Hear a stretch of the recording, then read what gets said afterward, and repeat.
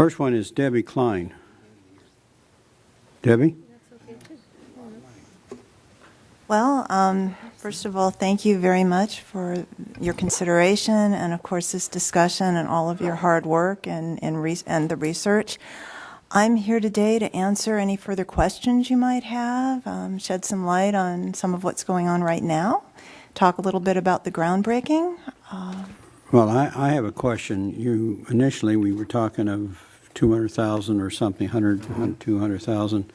Now you're requesting 500,000. And is that the full cost of the cath lab, or are we talking about, because before we were just talking about some equipment for it?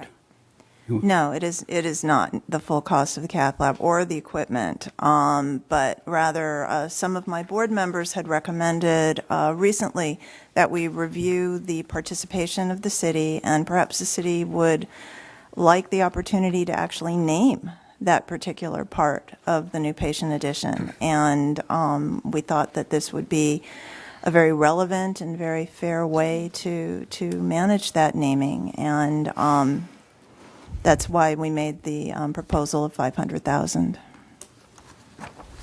Any other questions? Could I just follow up on that? So for $500,000, tell us what we get. A lot of signage and a lot of recognition, and people walking in every day and recognizing that the city of Camarillo is supporting one of the most important resources in the hospital, a part of the hospital that, as we have discussed, will save lives. There's no question. Having a cath lab, the ability to detect and diagnose all heart ailments and treat many of them.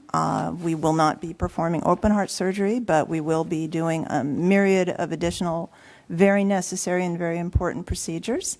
And having a cath lab in the community of Camarillo is a very, very big asset and a huge medical Yeah, I have no question on that. So the whole cath lab costs $2 million, almost $2 million too.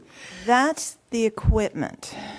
That's the equipment. I mean, Right. building the structure will be certainly significantly more.